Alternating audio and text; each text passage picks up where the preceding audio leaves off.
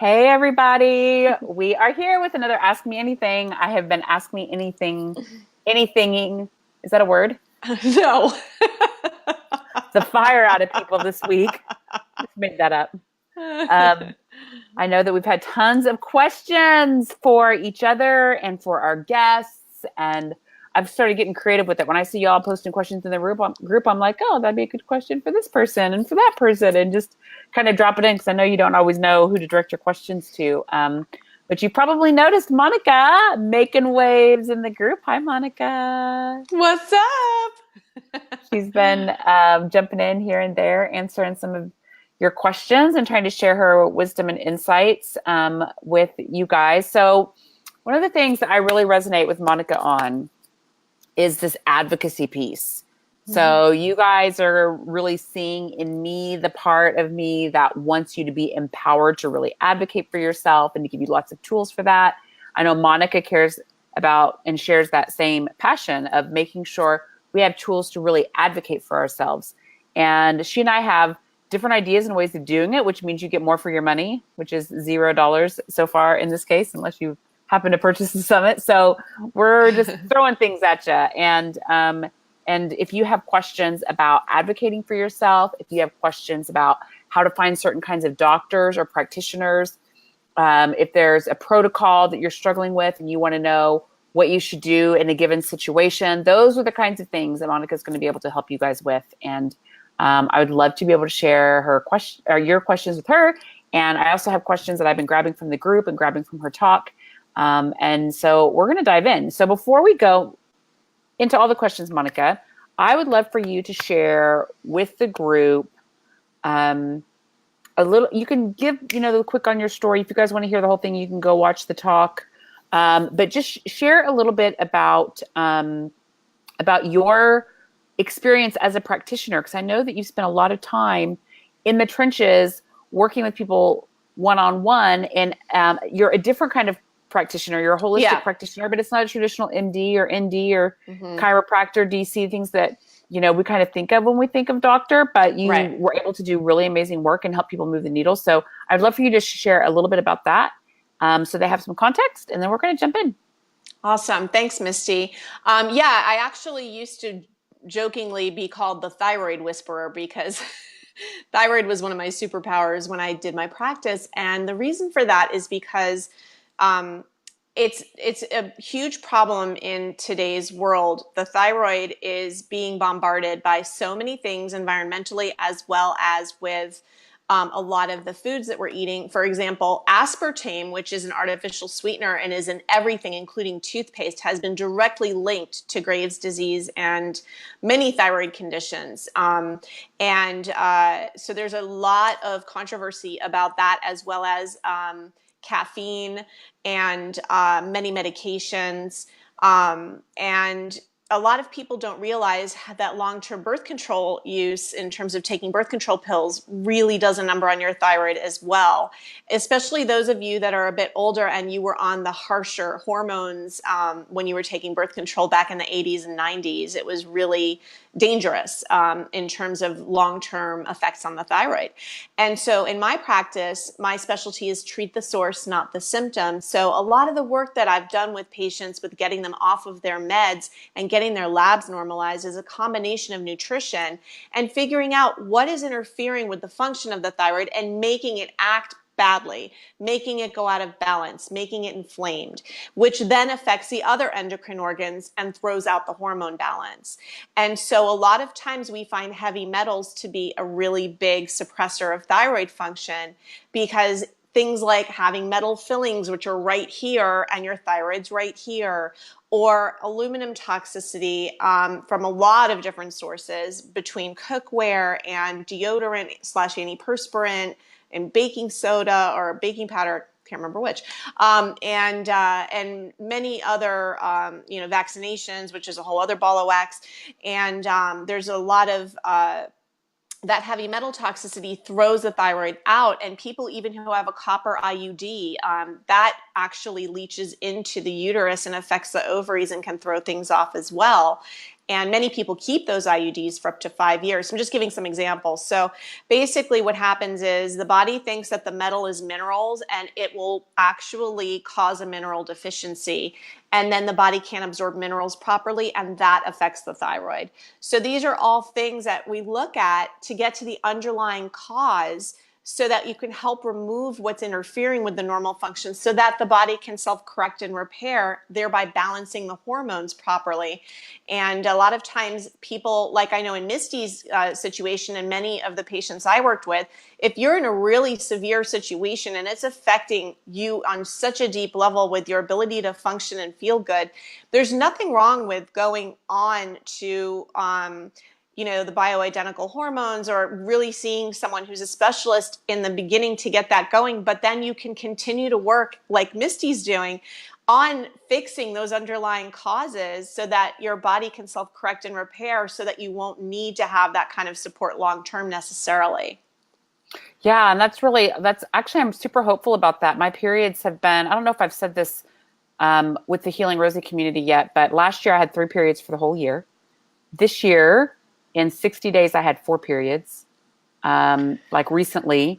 And earlier in the year, I had 3 other periods, that were spaced further apart through May, but my periods are coming faster, which means that my hormones are self-correcting, which means I now need to go and adjust my hormone dose. But that's what happens when you start removing all the stressors.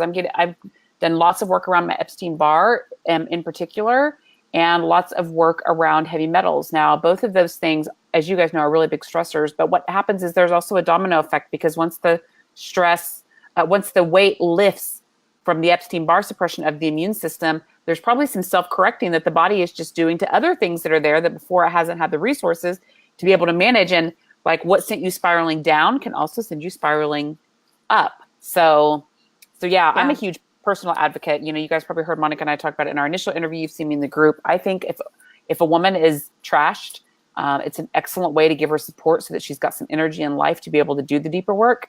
Mm-hmm. But you can't count on hormones to keep you in a good place long term. You've got to go after what's going on.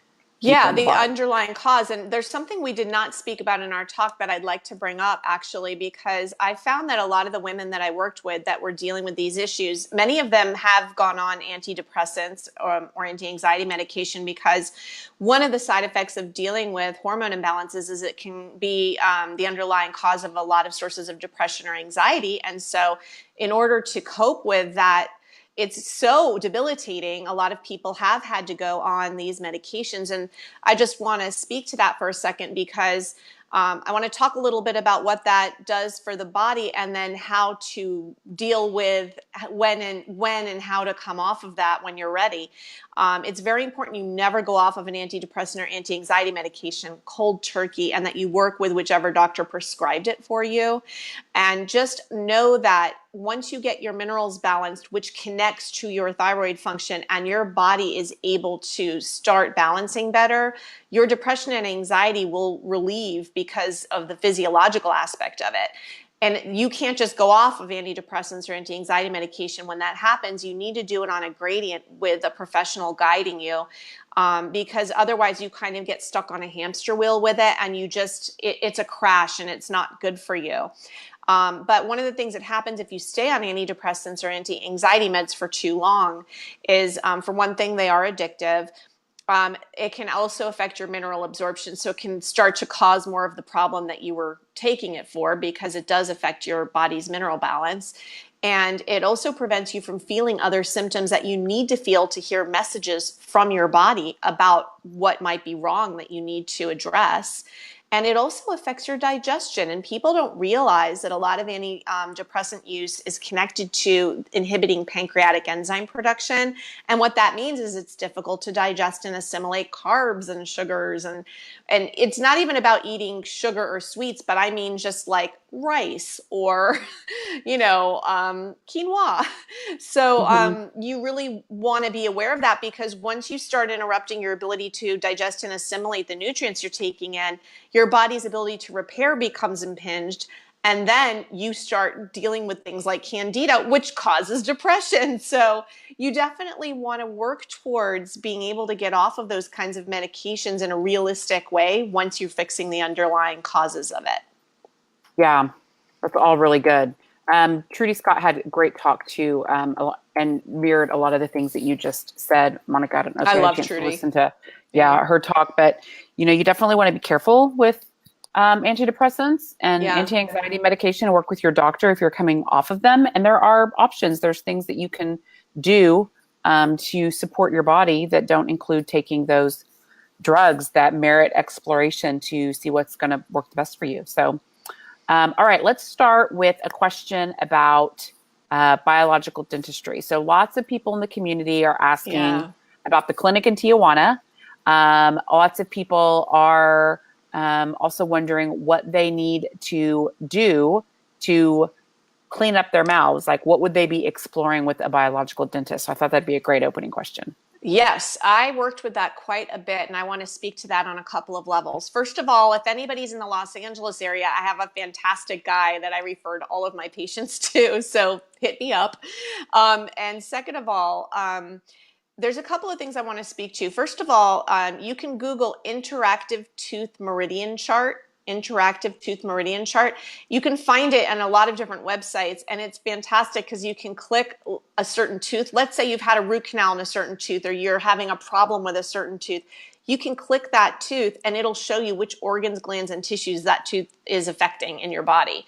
So, I mean, I've heard of cases where even someone who had breast cancer had a correlating tooth issue and then got the tooth addressed and the cancer went away. I mean, it's that crazy how connected the teeth are to your body. They kind of act like a circuit board or circuit breaker. And so the other thing to keep in mind when it comes to dentistry, in whether holistic or not, is that it's very trendy. A lot of dentists are prescribing night guards, and night guards are very bad for the digestion, and they are toxic. So you want to be careful about that, and try, if possible, try not to do a night guard. And I heard they're coming out with a natural latex, like a natural latex, not a synthetic latex version of that. But usually if you're grinding, that means there's a 9 times out of 10, it's a parasite issue. So you can see a holistic practitioner for that and get support for, have them check that, because that can handle a lot of grinding. And usually another thing to know about holistic dentistry and conventional dentistry is that another source of grinding is your parotid glands, which are located here and here. And the parotid glands get overwhelmed, especially if you have metal fillings, and they shut down and don't work properly. These are the largest salivary glands in your body, and what happens is they work to repel the chemicals and metals. They're the first part of your body that filters out the toxins and drains it for you. And so when they're overwhelmed and they're not working properly, you start to become more toxic. And so that causes grinding when those glands are worn out, because they're literally right here. So a lot of times I know that Standard Process makes a supplement called Parotid PMG that helps restore that tissue. It's a food-based supplement, and you can usually find a practitioner that can help you with that as well. That's one of the things that dentists know a lot about. Now, as far as holistic dentistry goes, I know that both Michelle and Misty have had really great success with this Tijuana location, and it sounds amazing. But if you can't get to Tijuana, there is a way to find somebody near you. It's IAOMT.org. I'm pretty sure those are the initials. And there is a thing you can click on to find a certified holistic dentist near you. And that means that they're a conventional dentist who also has the holistic training, which is very important, because that means, number one, they're going to use the proper removal for mercury. A lot of conventional dentists will remove the mercury fillings without properly putting a dental dam, which protects the mercury from going into your body and poisoning you further. A lot of people get more poisoned when they're removing those fillings if that's not done properly. They also are good at avoiding root canals, because root canals will trap systemic bacteria in your system, and it'll affect your body. And it's really, you want to avoid root canals whenever possible, or get old root canals fixed. And they also use biocompatible materials, which is fantastic, because then they're not putting something in your mouth that your body's trying to reject. So I think it's really important, and they are very conscious of the way they use anesthesia and the kind of anesthesia they use as well when they're doing intensive procedures. So I'm happy to answer any other questions about that, but I hope that answers some of that. Yeah, I just want to follow up with what you're saying with the dam because I've mentioned in the group that that's what caused my 45-pound weight gain. Is my mercury Ah. fillings were drilled out without the dam, and so all that mercury Oh, went up into my brain, down into my thyroid. Yeah, so it is really important that you're yeah. working with a dentist. Now, when I was in Nashville, I couldn't find a biologic dentist there, but I did find someone who was properly trained in removing mercury fillings from the mouth. So I had another filling fail in my mouth that had to be removed, and Ah, he actually dammed everything up that time. But yeah, it's pretty brutal. Like you don't do your due diligence around that, and I wasn't properly educated, of course, on how to get rid of those fillings. And I was like older, I was 37, I think, or 30. Yeah, I think I was 37, 38, somewhere in there. And I just had childhood fillings that were yeah. failing, you Oh, know? yeah. So not uncommon. It happens to a lot of us that those fillings fail. If they are mercury fillings, which I had several mercury teeth from being a child before they started doing the white composite fillings. Mm-hmm. Um, so if you've got those mercury fillings in there and you're dealing with issues, you definitely want to work with someone who is going to follow good safety protocols in cleaning up Yeah. your mouth. There's a really good video on YouTube that's old that I will put the link in here when we're done recording, that I showed to all my patients. It's really fascinating because so many people don't realize the severity of the poisoning that goes on. And it actually shows you and walks you through what happens when you chew food with metal fillings, when you drink any hot beverages with metal fillings. I mean, they're basically only safe as long as you never chew anything or eat anything hot or drink anything hot. So good luck. Yeah, And perfect. yeah, and it actually shows the off gassing against a green screen so you can see it. And they talk a lot about how it settles in the uterus and it affects pregnancy and miscarriages and all kinds of things. And there's a knowledge within the dental association of the dangers of it. They just, I mean, I'm not even going to get into all that, but there's a knowledge of it. It's at this point they can't go around admitting how bad it is because it would be a huge fiasco for them. But um, it's more commonplace that people understand that that's a problem now, and I really feel like it's important for you to understand. And one of the things I love about this video is that it really shows you what happens when that filling's in your mouth, because people think that if you take the fillings out, you're good now. It's not enough to just remove the fillings. That stops the poison from continuing to leach and accumulate in your body, but it doesn't make the mercury leave your body. You actually have to see somebody who can help pull the mercury out, whether I don't personally like chelation, but a lot of people do. You can use chelation.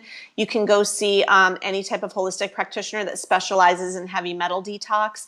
But the mercury does need to be pulled out because the body will hold on to it and keep it in the tissue because it thinks it's minerals. So getting the fillings out is very important, but you've got to make sure that you also pull the mercury out. I want to offer just a balanced perspective on this from many conversations that I've had Sure. with very smart doctors.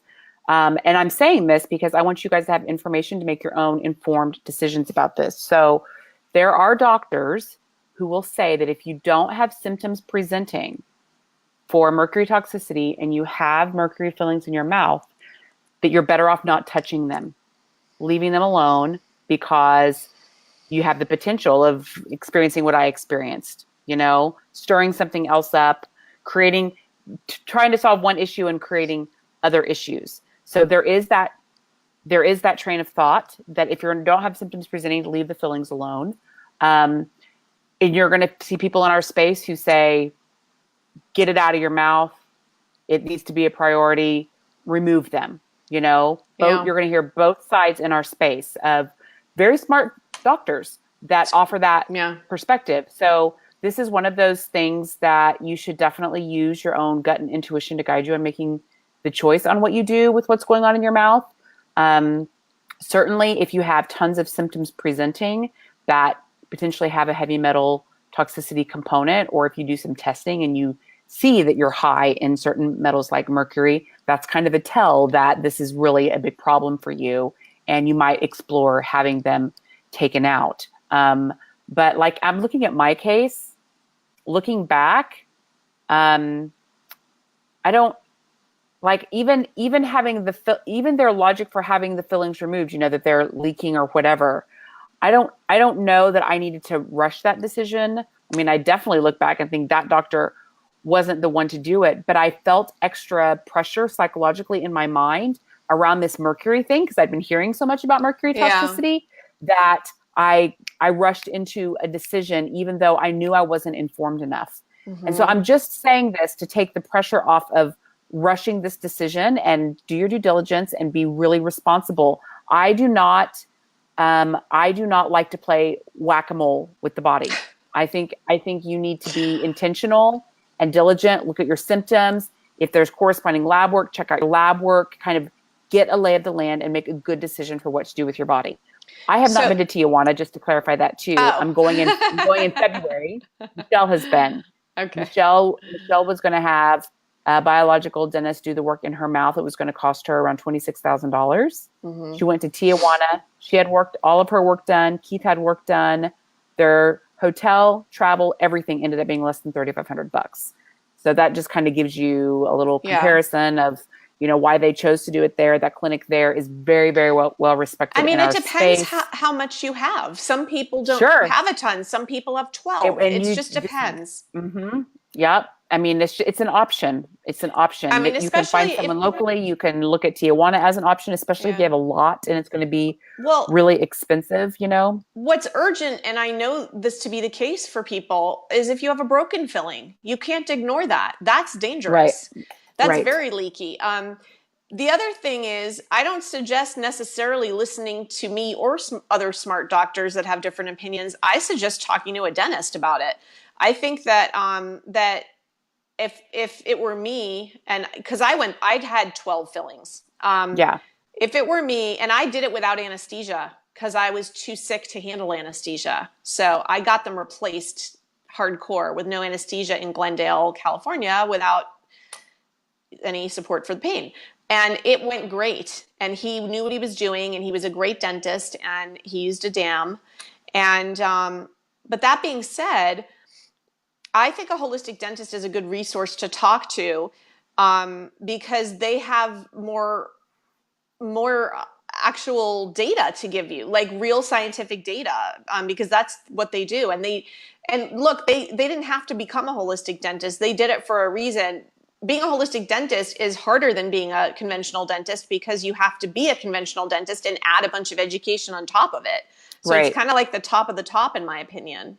Yeah, I think that's actually really great advice. Everyone, and this is my 2 cents in my own journey, everyone should have a good MD or ND that can write prescriptions, that is aligned with the functional train of thought and is bought into your health goals. Everyone should have a good chiropractor same thing. They're aligned with your health goals. They're bought into supporting you. I prefer working with a chiropractor who's trained in a few different modalities, including applied kinesiology, because you can just get a lot more value out of the relationship. Yeah, muscle testing is important. Yep, I know that's what your area is too. So everyone should have a good chiropractor. Everyone should have a good resource for a biological dentist to help you. You never know when tooth stuff's going to come on. Like you can wake up one day with pain, and then you're in like a crisis situation trying to navigate this space that's so different, and like finding a dentist, and everything is crazy. I actually had a friend in Austin wake up with tooth pain and was navigating the space with a lot of pain. And he ended up bouncing around to a few different dentists before they went in and did emergency surgery, because he had a golf ball size abscess in his mouth. From the time, and it was I think about a 2-week period before he went in for the oral surgery. But likely what happened is that abscess was way smaller, but the infection started growing and the pain just started compounding so fast. And he didn't have a good resource that he trusted. So he was going to a few different people and he wasn't trusting anyone. They weren't supporting him well. So this is a way to be proactive about your own care, have a good MD or ND that can support you, have a good chiropractor that can support you, have a good biological dentist that can support you.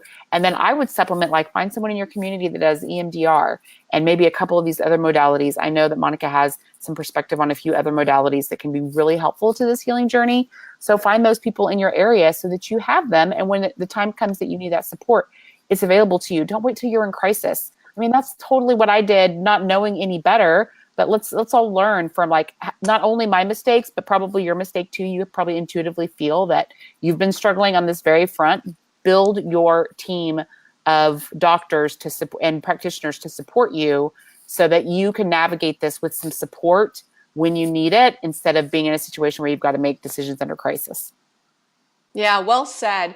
The other thing to keep in mind in addition to that is don't let things go. If you are having a symptom like a toothache or a broken Yeah. filling, or you're having something that's persistent, don't wait for it to go away. Don't think it's going to get better. Address it, because the biggest problem that arises for people is when they let things go and they don't take care of it. And guess what? It's not going to stay the same or get better. It's going to continue to grow and turn into other symptoms and other problems. So you really want to stay on top of it when you do get symptoms. Yeah, that's right. Okay. That was excellent. So next question. What options do women have for managing their derailed hormones? We've obviously talked about bioidentical hormone replacement therapy. Are there other options? I think that I want to clarify that is such a broad question, because is it someone diagnosed with Hashimoto's and Graves or something like that? Is it someone in perimenopause, menopause? Is it someone dealing with birth control? These are all so different. Sure. And the age matters as well. I'll just start talking and tell me and guide me if you Yeah, I think that's good. Why don't you break that down a little bit so people understand how to think about this space, you know? Yeah, so I'm going to speak first to my people because I'm 52 and I'm in menopause and proud of it.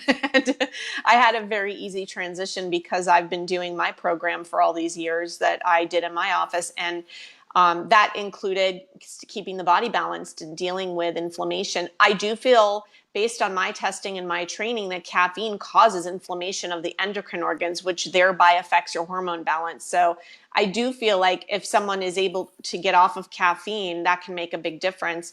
You can wean off of it. Don't go off it cold turkey. But, you know, for those of you out there that are doing like 2-3 cups of coffee a day, that is affecting your hormones. And the other thing, especially when you're going through perimenopause and menopause, people talk about things like hot flashes. They talk about things like headaches, insomnia, moodiness. And these are all very valid, and the whole weight gain situation. So what I found helped for me, which is a combination of what we discussed before, which is the keeping the diet really clean, you know, staying away from sugar, staying away from dairy. Really, a paleo diet and lifestyle is the best way to address hormone imbalance and any type of natural aging process. I've never taken any hormones other than the birth control I was on forever in the 80s, and regret to this day. And you know, and I even did, this is interesting too, and a lot of people don't talk about this for some reason, but a lot of my patients and me as well have done either IVF or egg donation, and that really makes a difference in your hormone balancing after that. I actually never had any hormone problems at all when I was younger, and I was on birth control, and then I did egg donation, and because of the hormone injections, and you're getting a lot of synthetic hormones, and then they do this procedure where they put you out and they vacuum your eggs out. And it is really traumatizing to the body. And I totally understand, you know, women want to get pregnant and they're doing this, or women are donating to help other women. But I don't think enough attention is being paid to making sure that those women get balanced after that procedure, because they totally just go, okay, good luck, bye-bye. You have to really realize that having done egg donation, even if you did it 10 years ago, that's still affecting you. Mm-hmm. So I really think that's important too. And then speaking to things where people have diagnosed thyroid conditions, or, you know, thyroid is mostly what I worked with. That is something that when you do get put on meds for that, and you know, a lot of times it's an emergency situation, the person really needs like to get pulled out of the pit with their thyroid numbers, but they don't have time to fix it with diet. So that's sometimes you have to do that in that case. Just keep in mind the synthetic drugs like Synthroid do block calcium. It says it right on drugs.com. In general, please look up the drugs you're on if you are being prescribed medications so that you understand the long-term side effects and so that you understand the contraindications. Because if you're blocking calcium for years and years and your thyroid's already having problems as it is, and it even says this in the website, you are going to end up with osteoarthritis and osteoporosis and having all kinds of bone and joint issues because you're not absorbing calcium.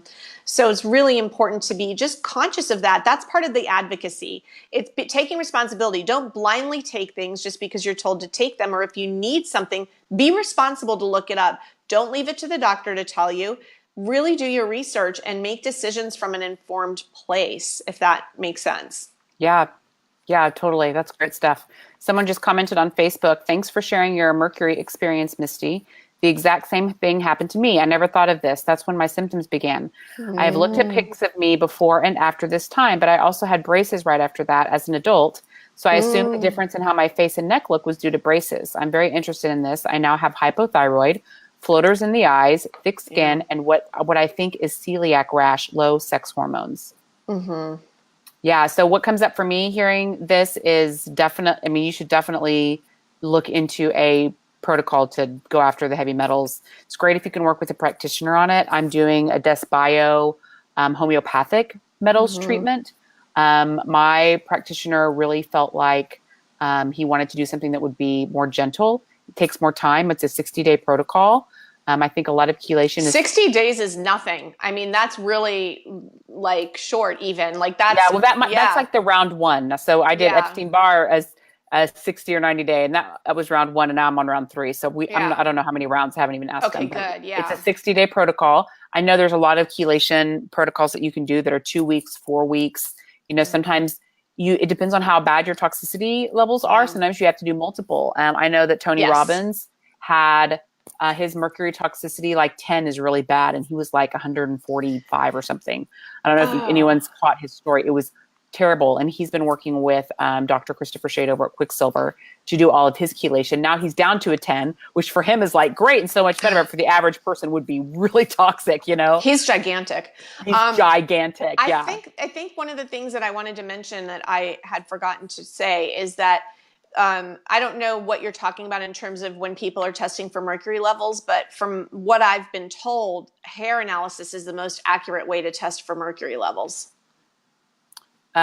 People say different things. I've heard that one. I've heard some people say that the tests aren't the various tests. They're 50% accurate. I mean, you could say that this is the most accurate test we have, but there's like all this accuracy debate around it. And I'm a muscle testing freak, so I feel like muscle testing can. I feel like you find more things earlier and more accurately with muscle testing. The reason muscle testing is tricky is because you have to find somebody who's good at it, and so not everybody is good at muscle testing. And muscle testing is ruled by the nervous system. So if your practitioner has a dental infection themselves going on, or they drank alcohol the night before, it can actually affect the accuracy of their testing.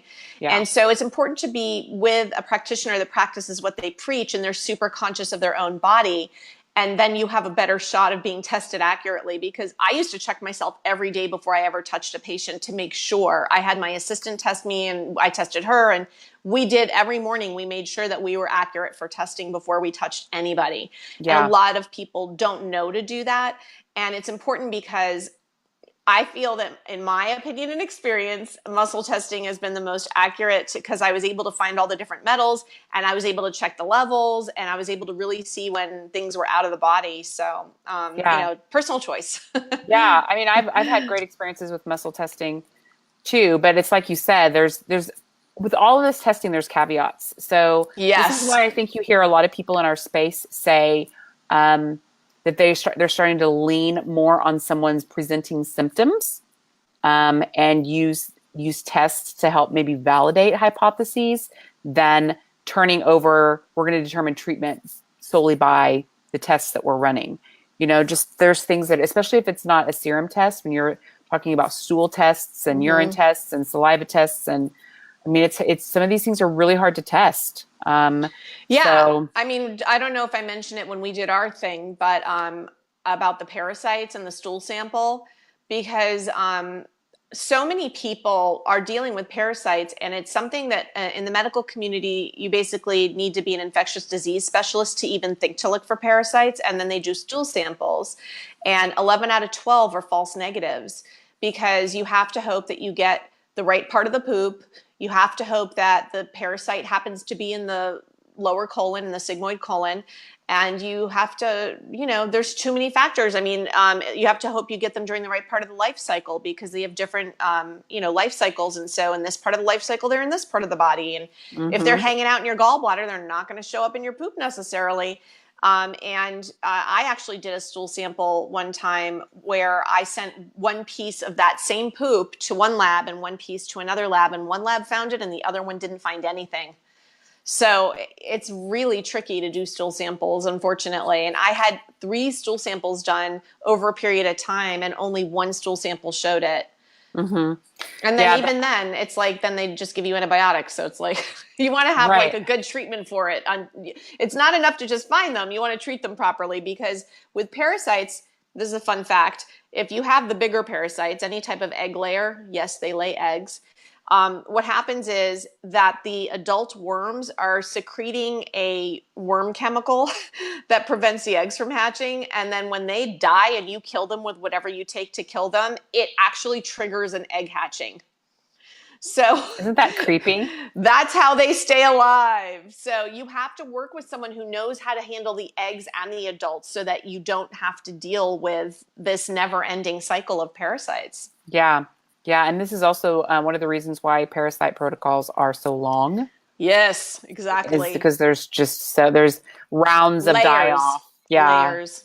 That happen. So why don't you tell us, one of the questions I have down here is, what did you do for parasites and heavy metals when you were practicing? Oh, okay. Well, so basically, the way it works with my technique that I'm trained in is we are always dealing. So the chemicals and metals are what cause the initial inflammation in the body, and that's like the lower layer. That's the initial start of disease and immune disruption. So we have to address the metals and chemicals in the body, because if you kill parasites and you don't address what's suppressing the immune function, you'll keep getting exposed to parasites, because you're a mammal, and you'll keep getting them. So that's why you hear so many people who say, I've tried the Candida diet and I feel better, but then it comes back. And it's the same thing with parasites, for the reasons we just mentioned. So in my practice, we used specific supplements. I used to use herbal supplements made by Systemic Formulas in order to help with parasites, fungus, all of the pathogens. But at the same time, we were using a drainage formula from, oh my gosh, I'm forgetting the name of it now. It's Nestman is the company. It's a German company. That's funny. Nestman is the name, but there's another name they go under. Oh, It'll how come back funny. to you, and you can Yeah, definitely anyway, comment. so, but the name of it was, we used Buco and Solidago. Those are the 2 kidney drainage formulas. And I like those because they're gentle, but at the same time, they're pulling that stuff out through the kidneys. And then at the same time, we're also handling the digestion, because if you're dealing with killing parasites and pulling toxins out, and you're not providing digestive support, then you're going to be a hot mess, because you'll feel really sick, and you have to take some sort of HCl supplement and some sort of pancreatic enzyme supplement to help facilitate this process, because you're killing stuff, you're draining stuff, it's a lot. And so you want to be able to digest all those supplements and deal with the die-off at the same time that you're able to absorb and assimilate the nutrients from the food you're eating. And you don't want to eat anything that's going to feed them. So it's important you stay away from dairy and any kind of sugars, even natural sugars, because it feeds those pathogens. So it's kind of like, for those of you that are old enough to remember the Chia Pet, it's kind of like, if you eat sugar, then the parasites and fungus go, wow, they just explode. Like it's like a party in there. And This so is like a it's, terrible visual. yeah, but that visual makes you never want to eat sugar again. Let me tell you. Never. Yeah. And so during that time, it's really important. And you don't want to do anything that's going to contribute to suppressing the immune function, but you want to starve those pathogens. And then once we found that it took about 6 months to fully handle the pathogens and then get enough of the toxins off of the immune system so that the body could actually start to kick in and start work properly again. So that and so the end goal would be for you to be able to get to a place where when you're exposed to these pathogens, your body can do its job, which is to fight them off, recognize them as enemies, and balance itself. Yeah. Because you're a mammal. You're going to be exposed to things every time you pet a dog or eat in a restaurant or kiss a person. Yeah. So, Yeah, it's happening. yeah. That's right. Okay, so did you get heavy metals in there too? Yeah, metals and toxins, it's all the Okay, same. all the same. Yeah. Okay. Yeah, and then after when we did the later part of the protocol, we were incorporating specific minerals, and we did different minerals depending on each person's body. And those minerals have to go in when you are pulling the metals out and repairing those parotid glands that we talked about earlier with that parotid supplement. Because in order to get the last little bit of the metals out, you got to replace the mineral balance so that the body feels safe to let those metals go. Yeah. Okay. Emma asks, you briefly mentioned that IUDs are dangerous. Yeah. Can you explain more about that? I know we touched a little bit on that. Yeah. Do you mean just the hormonal ones like Mirena, or are the non-hormonal ones like Paragard dangerous too? And how so? Thanks so much. That is a really good question. So I'm going to speak to both of those. If I had to choose between the Mirena and a copper IUD, I would choose the copper IUD every time, and I'll explain why. Now, the Mirena, from the research I've done, the packet, the information packet that comes with the Mirena is actually different for the United States than it is for other countries. And there's a lot more danger with the Mirena than we initially thought. So there's been a lot of reports with the Mirena, and in fact, there's a lot of lawsuits. If you Google the Mirena crash, you will see what I'm talking about. It's actually got a name. It's called the Mirena crash. And what happens is when people get the Mirena removed, they get a severe emotional crash, severe energy crash, and it takes them, some people don't recover from it, and some people it takes a very long time to recover from, not just from the hormone imbalance, but there's been links to the Mirena of severe ovarian cysts that burst. A friend of mine had ovarian cyst burst and couldn't stand up or use her legs for a couple of days. And had to be carried half naked off the toilet to the hospital, to get it addressed. And actually an assistant of mine had the Mirena, and she was on medication for migraines because apparently she was getting migraines and they weren't connecting it to the Mirena. So then when she went to get the Mirena removed, there's so many incidents, you can even Google this, where they accidentally puncture the uterus when they take the Mirena out. And she was free flow bleeding, and she called them and they said, don't worry about it. It's normal for you to have bleeding after. And I was like, this is not normal. You need to go. And she would have died. She went because I forced her and I scared her. And I said, you get your ass in the emergency room right now. Excuse my French. And so she went, and they had to do emergency surgery immediately because she had a punctured uterus and nobody caught it. So there's a lot of danger to the Mirena. And then the only thing with the copper IUD is that it actually leaches copper into the system, which throws off your zinc balance because copper and zinc balance each other. And so a lot of people have problems. It connects to actually pancreatic enzyme production, and it can affect your digestion and can cause a lot of issues in the stomach and digestive area and the pancreas. And so a lot of people that get the copper IUDs tend to do it for 5-year periods of time. And if I had to choose between two, it's hard because as women, it's kind of on us to not get pregnant, It's like, and so, I would choose the copper IUD over the Mirena because the real dilemma there would be the copper toxicity, but you can combat that with a food-based zinc. Yeah.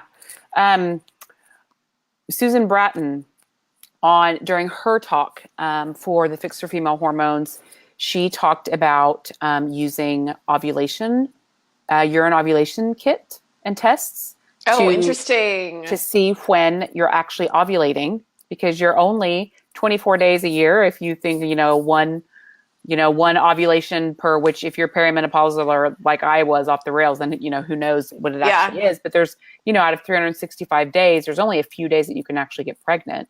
So if you're tracking every day using ovulation kits to track your when you're ovulating, that can be a way to track what's happening and keep yourself from getting pregnant. That sounds like such a cool idea, and I really like that. I have to say, one of the things that breaks my heart about the birth control industry, for lack of a better term, is the lack of thought as to what it's doing to a woman's body over time. Yeah.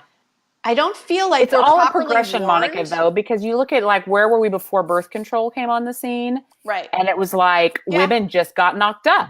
I mean, it was like, so as this it is not perfect. I am not trying to justify anything, but I'm also trying to be like rational and reasonable about this trajectory, this very man-made, unscientific, not perfect trajectory. Yeah. So now we're like learning about what's happening to a woman's body. So we've got to make better choices and keep making this better and better for women. But to like, could you imagine removing birth control from the market and going back to how we were before the 60s? Nor do I think we should. But what's missing is education and information. Like the information packet that comes with the Mirena. Why is it altered for the United States? That's weird. That's what I'm talking about. I feel like, and this is not just in the birth control industry. This is also, I could go on a tangent about food, and there's no warning for aspartame or GMO or whatever. The point is that what's missing, and what I want to start advocating for, and why I'm involved in this summit, and why I'm so excited that you created this as a place for people to come and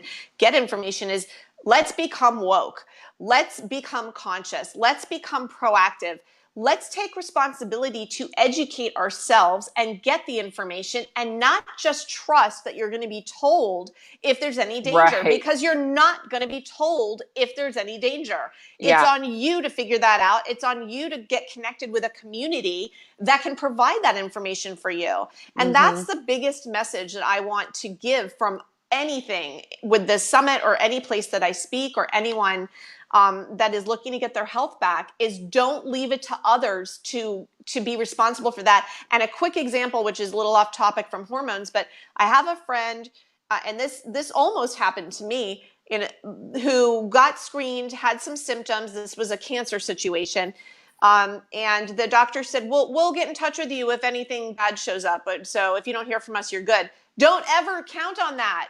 I don't care if they don't call them. I want to confirm that my test was good, my x-ray was good, my screening was good.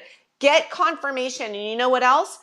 No one tells you this. When you go to the gynecologist, ask for, when they put the thing up there, the ultrasound, the wand, because they don't automatically do that as part of a gynecological exam. And it's important to get that done. And guess what? Your insurance does cover it.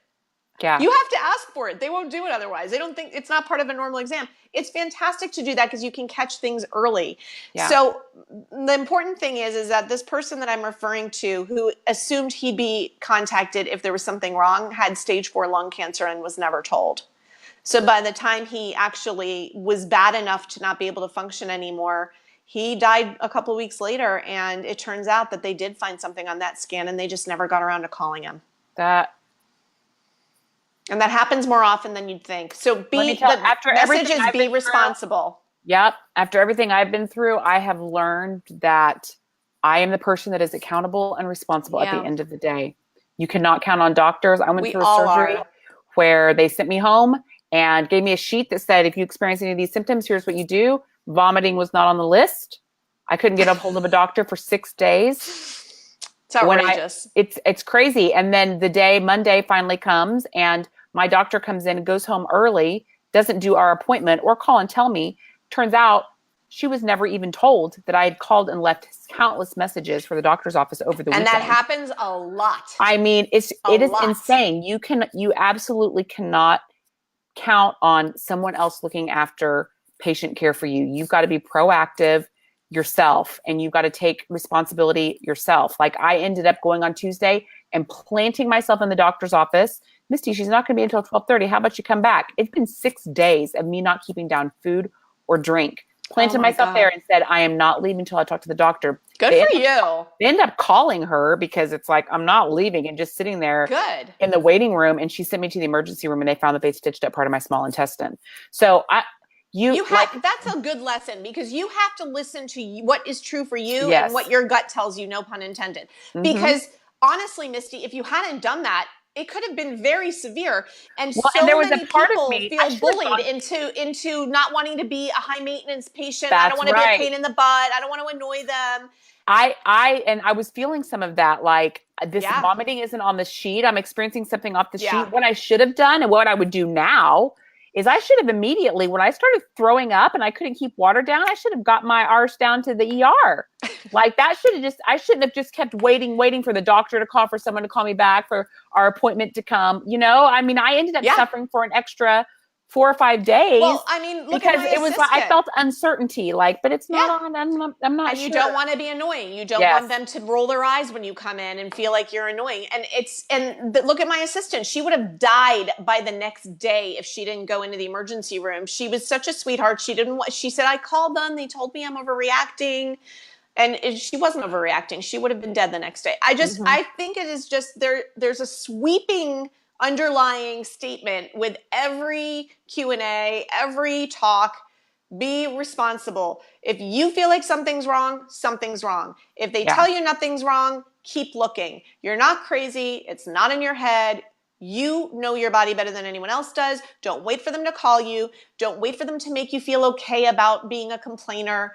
Stick up for yourself and don't give up until you get the answers, and do your research. Don't just do something or take something because one doctor tells you to. If it doesn't feel right, get a second opinion, look it up, research the medication, and gather data and make an informed decision. And we're here to provide resources for you. You've got this community, so reach out, like, ongoing. And if you are wanting to get those resources, be like, hey, I'm going through this. Does anybody know where I should go or have a link or whatever? And that's what this is about, is providing that community support. Yeah. I mean, we all have to take responsibility, and I know it can be really frustrating. First of all, like and scary. I was fired from a functional medicine doctor's office. Oh. Because I've some frustration. I actually shared it in the last Ask Me Anything that we did, that whole story. But I know it can feel like I really don't want to be a pain. You're dancing all the time. It's a dance. Yeah. I know it's a dance. I know it feels tricky. There's nothing more empowering, though, than getting the education and having the information yourself, and not having to rely so much on your doctor, because it opens up a lot of choices for you. Like if I needed to get heavy metals done, I seriously could go to like 5 or 10 different places, some local, some online, whatever. There's so many choices. Once you know that that's something that you're committed to having looked at and going through the protocol for, you know, the hard part is when as a patient, you just don't even know what to do. And so you have to rely on someone else telling you what to do. This is why it's so important that you engage around all of this, and that you educate yourself and you take it seriously. You are the person that's going to figure you out, and you're going to enlist the support of doctors and practitioners as they are needed to help you get well. It's your journey. I mean, keep in mind the culture that we are surviving in right now, and I'm even speaking of the Me Too culture. There's this stigma of being a hysterical female and overreacting, and especially when you get into your 40s and they're like, oh, it's the hormones, and the thing is that in this culture we're taught if the person's wearing a white coat, no matter what they say, they're right and you're wrong. That's kind of this unspoken rule. The social programming. Yeah. And I think what's important is to reprogram, using your word, reprogram your consciousness, reprogram your point of view and your perspective on that. And you're hiring them. They're not hiring you. Mm-hmm. Do you see what I'm saying? You're the one who's the boss. It's your body. If you're not getting what you need, or you're being made to feel like disrespected, for lack of a better word. And many doctors don't do this, and many doctors are just overloaded and understaffed. But that's another example. If you are dealing with a doctor that's overloaded and understaffed and you feel like your communications aren't being heard, it's okay for you to pick someone else, even if you Yeah. like them and think they're nice. You've got to Yeah. put the service you're getting as a priority Yeah. because you need to be heard. You need to be able to communicate. And you need to be in an office that takes you seriously. And if you're not, then you have to move on. Yeah. Karina says, I have always had eczema and acne and have two close relatives dealing with serious chronic skin rashes, dark raised itching, scarring. Oh, I remember this. Yeah. We've all seen lots of doctors, taken lots of supplements, and paid for lots of tests, but no resolution yet. Additionally, we each have Hashimoto's and have been eating gluten-free and dairy-free for a long time. I've also tried the Walls Protocol, paleo, and no histamine diets without change to the skin. This is affecting different generations and male, female as well. I'm looking for where to Wow. start now since food doesn't seem to make much of a difference. Environmental, as far as additives, soaps, etc., has also been addressed. So we're curious what to look for next and hoping someone can help as we're desperate. I wasn't able to listen to everything, but was intrigued by Dr. Jay Davidson's talk on parasites, but wasn't sure if these issues could be caused by that or not. Now, I did ask this question of someone else in our community, just so that you guys know if this is an intriguing question for you. I believe I asked this of Dr. Shunny on our interview yesterday, our Facebook Live yesterday, but I am serving this up to Monica because she had a lot of great thoughts and insights, things to think about. So go ahead. Yeah. So, well, basically, this is something I've dealt with a ton in my practice. And first of all, I wish we could have a back and forth conversation on this because there's questions I would ask.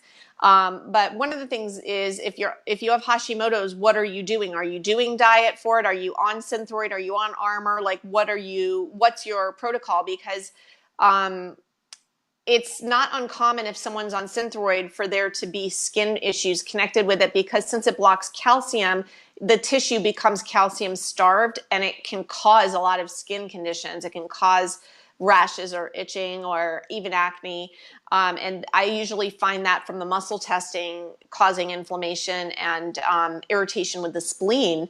And it doesn't mean anything's wrong with the spleen or you have to worry about the spleen, but it just means that if somebody is on that, on Synthroid, for example, or any type of calcium blocker, then in that case, I normally would give a supplement that would counteract that.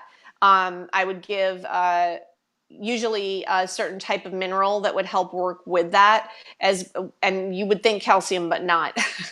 There's other ones that are better fitted to that. When it comes to people that are a thyroid priority, I personally like organically bound minerals, which is very important for thyroid in a standard process line. But again, I'm not treating you or, I'm not your doctor or your practitioner. So you need to see someone who can tell you if that's right for you or not. But some of the things I said in the thread about this is that I know that they're saying they address the environmental conditions. One of the things I've noticed is a lot of times when people say, but my diet's really good, or I've addressed the environmental stuff, it doesn't mean that you haven't done a great job of that. It just means there may be some areas that you're not thinking of that you just don't know about, that you haven't been told about, that need to be looked at. So like, for example, I do a whole environmental assessment checklist for toxins. And it may be some silly thing you're not thinking of. I mean, if you bought a mattress in the last 10 years, it could be your mattress just because they changed the law and they started using flame retardant, which has been proven to be cancerous and cause a lot of skin conditions. And it takes them years to off gas. And it wasn't like that in the older mattresses. Just silly things you wouldn't even think of. And like the medications, like we talked about, other types of sources for metals. I feel that thyroid and metals go hand in hand because of the mineral imbalance, which we spoke about earlier. And so I also feel like a lot of times fungus goes hand in hand with that as well. And I've always seen fungus connected. Anytime there's been eczema of any sort or any type of skin rash, there's always been a candida issue or a fungus issue. And so, yeah, diet is great for that. But if there's metals and if you don't fix the underlying source of the immune suppression, which we spoke about earlier, you'll keep getting the fungus over and over again and it'll never go away. So long story short, it's important to find a practitioner who can handle the balance of all of those elements at the same time. Because if you handle one thing and not the rest, you get stuck on this hamster wheel where you never make progress, or it feels like a roller coaster and you're like this. And so the only way to eliminate that roller coaster or that hamster wheel is by not missing any of the underlying stuff. And that's why I personally like muscle testing, but there's a lot of different ways to, I hate that expression, but to skin a cat. I said it the other day, and I was called out, and we started bantering and joking about the whole skin a cat. It's gross. Who came up with that? The adjustment was there's more paths up the mountain. Why do we have to skin cats? Because it's what I did when I was 5 and with grandma. Like, that's what comes to mind for me. Yeah, the other one is kill 2 birds with 1 stone. What is like, that? Why are we killing birds? Why? Yeah, totally. Okay. Let's go anyway, to I hope that question. Helps. Yeah. And feel free to reach out to me if you want some further advice on that. But yeah, I feel that basically something's being missed. Yeah. That's long and the short of it, something's being missed, because that is fixable. I have fixed it before. It is definitely just needs to address whatever that missing item is. Yeah. So next question, let's go to the question from Christina. And I know we're hitting an hour here, so we'll wind this down. Thank you so much for providing such a wealth of information. I want to learn more about the right detox directionality. How does the absence of a gallbladder affect the detoxification process? Really good question. Good one. Okay, so here's my take on detox. So this is very individual, because at the time when I did detox, I had gallbladder issues and didn't know it. So I had been a vegan my whole life, which caused a choline deficiency. You can get a choline deficiency from a vegan diet. You can get a choline deficiency from doing too much alcohol and drugs in the 80s. You can get a choline deficiency from diet or just genetics. And that affects gallbladder function. So if you're missing a gallbladder, that also affects your phase 2 liver function. So to explain it in layman's terms, phase 1 liver function is let's take the trash and bag it up. Phase 2 is let's throw the trash out. If phase 2 is not working, you've got bagged up trash and it just goes right back in your body and makes you feel like you're sick all the time. So it is difficult to detox without a gallbladder for that reason. The other thing I want to bring up is some people should not be detoxing without a professional balancing program. So I never detoxed any of my patients. What I did is I helped provide drainage to help the body release toxins at the same time that I was giving supplements to help strengthen and build the surrounding organs, and digestive support, and supplements to kill the pathogens that were in the way. So all of that had to happen at the same time. How I originally got sick was by doing a detox program that was monitored by a bunch of people at a facility that all my friends were doing. It was super hip and trendy, and I got violently sick on it and never recovered. I'm not saying that's going to happen to anyone who does a detox, but I didn't have the facility in my body to handle a detox. Some people are not strong enough to handle a detox, in which case you need to be on a protocol that actually strengthens your system. And the same goes for colonics. Some people don't have a strong enough intestinal wall to actually handle a colonic. As great as colonics are, some people can't handle it. It just depends on your unique body. So that's why you want to find someone to work with that can determine if you can handle a detox or a colonic, which is used a lot of times in detoxes. So getting back to the gallbladder situation, depending on your current health issues, your age, what supplements or medication you're on, you can do a detox protocol without a gallbladder, but you would have to be on supplements that kind of replace what the gallbladder would be doing. And that you would need a practitioner for. I know in standard process, it's, in my case, I needed choline. There's another gallbladder one that I've seen when people are missing gallbladders is beta food. And some people use AF beta food. These are all standard process, but there's other supplement lines out there. I definitely, if you don't have a gallbladder, would not attempt to do it at home or on your own detox. I would definitely consult with a professional so that they can manage what is missing for you since you don't have the gallbladder function. So there's a lot of people in the community who, there's a few, it's coming up in the community. Like, yeah. I don't have a gallbladder, what should I be doing to support myself, basically, you know? Yeah. What if without this gallbladder, is doing ox bile enough, and should everyone be doing ox bile? Is there something else? So that might be an interesting thing for us to kind of wrap a bow around all this. Yeah, I mean, with me, the supplement that usually tested for people when they were missing a gallbladder was Beta Food. That was the one that I put people on, that standard process supplement. And they just would be on it forever. And, you know, same thing with, I had another patient that was missing a spleen. So she was on spleen PMG, which is a supplement that sort of replaces spleen.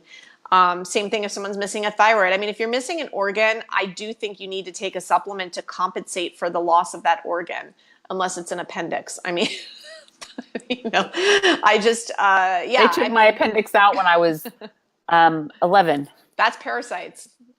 I lost my appendix when I was 11 years old. I didn't rupture. They were in for another condition. I don't know if you've ever heard of it, called Mickel's diverticulum is what it was called. Wow. And it was a growth like an appendix. It was on my intestines that ruptured, and it was causing me to bleed internally. So I almost bled to death. Oh my God. And then while they were in there cleaning that up, they were like, oh, her appendix looks overgrown. Let's go ahead and take it.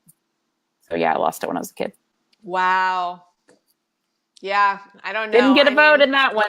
Yeah, and that's how it is for a lot of people, you know, they don't get a vote. Yeah. And, you know, and this is part of what we're talking about. And I just, yeah, I think it's great that you're taking responsibility for the fact that, you know, there's an organ missing and you're not blindly doing stuff, you know. Yeah. You have to, I think the through line here is find a professional. You know, Misty and I have spoken about the holistic modality resource guide that I have.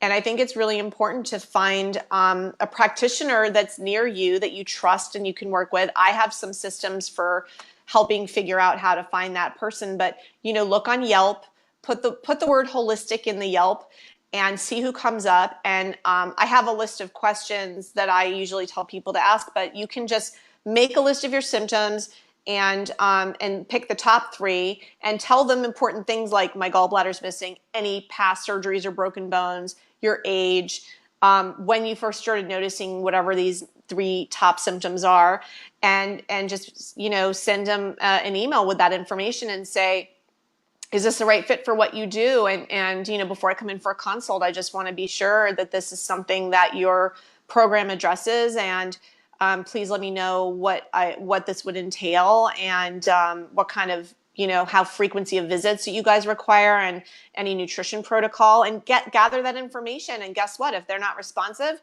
you do not want to go to them. Yep. That's a good way to screen people, because if you, whether it's email or phone call, if you are being dismissed or not communicated with, I promise you, do not go to that office, because in my office, my front desk knew exactly how to handle that. I answered every email myself every day. I never left my office, and I got hundreds of emails. I never left my office until I answered emails. And, you know, could I give a page-long dissertation in response? No, but I was able to, you know, respond to people. It's important you take responsibility for the effect you create as a patient so that you can have a good communication and a good relationship with a potential provider. But you can do that on your own. You can narrow down people through Yelp. Just put the word holistic in, or nutrition, and see what comes up. And then be prepared with like a template of what you're going to put in an email. And, you know, hey, I read your reviews. You sound fantastic. I want to make sure this is the right fit, because first of all, a consultation, most people don't take insurance a lot of times. And it's like $300 to $400 for your first initial visit. You might as well screen them out ahead of time. And if you're not getting a responsive, communicative, take it as a sign. Yeah, move on. And because why waste the time and money? I can't tell you how many times people came into my office after going to another practitioner for 5 years, 7 years, 10 years, and not making progress and not knowing what to do about it, just feeling stuck. So don't let that be you. Yeah, totally. Well, this has been awesome, Monica. Monica Thank is you. participating in the Heal Your Hormones bootcamp that we're going to be doing with those of you who sign up after you purchase the talks for Fix for Female Hormones. She's going to be coming and supporting all of us as we kind of put this frame of a program together and help you all figure out how to navigate this whole space and get yourself on the right track. So I'm super grateful, Monica, that you've not only taken the time for the summit and for this Ask Me Anything, but seeing you engage in the community with these women. I know that it speaks to you in the same way that it speaks to me. And we both really care about lifting the boats for you guys and making sure you have what you need in order to get well. So thank you. Thank Sister, you. I appreciate it. I appreciate you so much, and I'm so honored to be a part of this. And if really, you guys, just reach out if there's anything I can help with. I really want this to be a place where people get results and get their lives back. Yeah, amen. Well, thanks everyone for tuning in for another Ask Me Anything. I hope you all have a fabulous weekend. Remember, this weekend you can watch all of the talks again, Encore Weekend. They're all available. Go watch the talks, catch Monica's talk if you didn't get it, catch some of the others if you haven't gotten it. Watch those talks and make sure that you're downloading all the information you can. And then buy the recordings. This is the kind of stuff that you're going to make 60, 90-day progress in your journey. And then you're going to realize, okay, I need to delve into a new area. And this is available for you. This is a powerful tool to really help you get well. So thanks, everyone, for tuning in. Have an awesome weekend. Have a great weekend. Bye. Bye.